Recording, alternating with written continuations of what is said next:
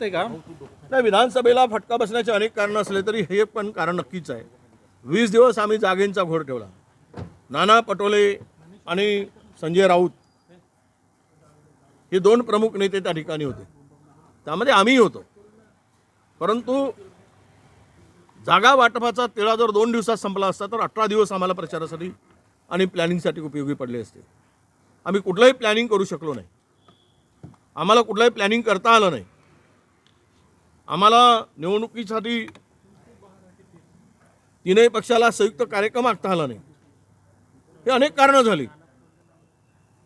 त्यामुळं मला वाटतं हे एक मुख्य कारण आहे की जागा वाटपांचा घोळ आणि घालवलेला वेळ याचाही फटका नक्की बसलेला आहे. हो, शरद, याच्यात हे थांबणार आहे. नाही, मी म्हणतो ना, खरं म्हणजे हे कदाचित प्लॅनिंग आहे का?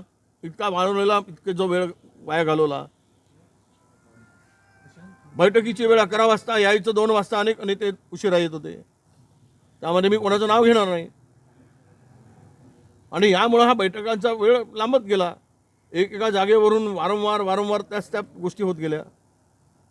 कदाचित महाराष्ट्रामध्ये ही जर महाविकास आघाडीची जागेचा घोळ 2 दिवसात संपला असता तर आम्हाला, कारण 20 दिवस या जागा वाटपामध्ये आमचे पूर्ण गेले, तर आम्हाला त्याचा नक्की फायदा झाला असता.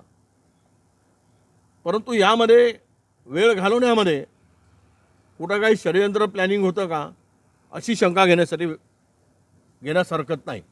हो, थँक्यू भाऊ.